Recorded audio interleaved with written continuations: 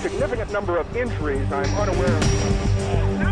Oh my God! Another plane just hit the or something exploded into a gigantic fireball.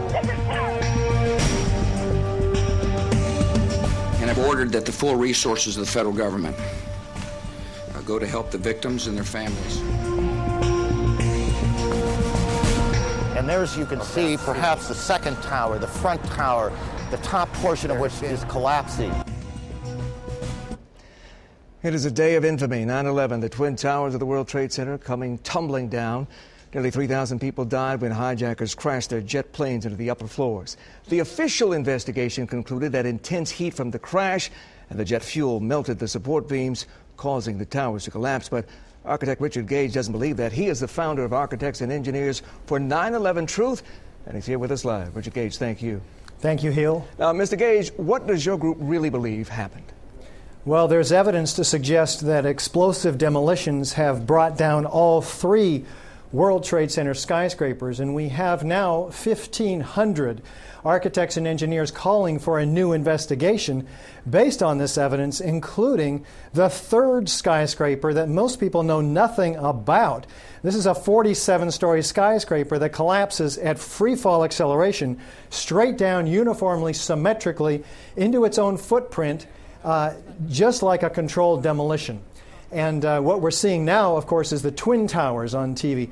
These come down at about 2/3 of free fall acceleration in a very explosive event, hurling 8-ton perimeter wall units at 70 to 80 miles an hour, laterally landing 600 feet away.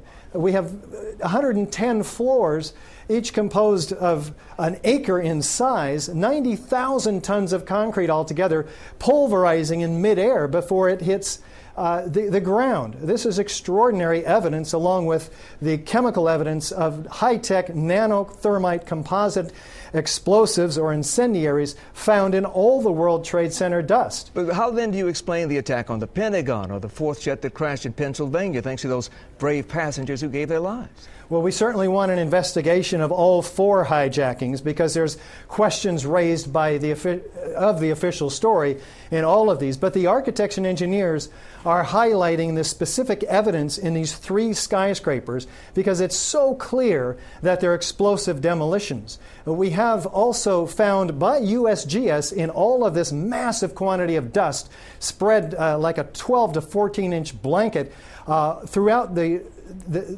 World Trade Center Ground Zero, that they find iron microspheres, the size of the diameter of a human hair. Billions of them, by estimates, are found, and these contain the evidence of ignited thermite. There's no other explanation for them. But virtually every member of Congress, Republicans, Democrats, the White House, the FBI, CIA, have all dismissed your theories. Khalid Sheikh Mohammed, now in custody, has boasted that he planned these attacks. If al-Qaeda was not to blame, then who was?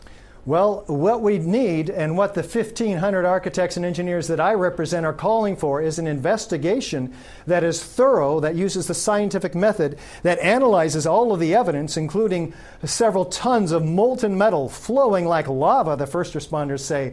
Once this evidence is all analyzed, we'll let the chips fall where they may. You know, we don't know who was responsible. We don't have conspiracy theories. What we want is a real investigation. You may be proved right or you may be proved wrong, but it's certainly okay to ask the question. Richard Gage, thank you for being here. You're welcome.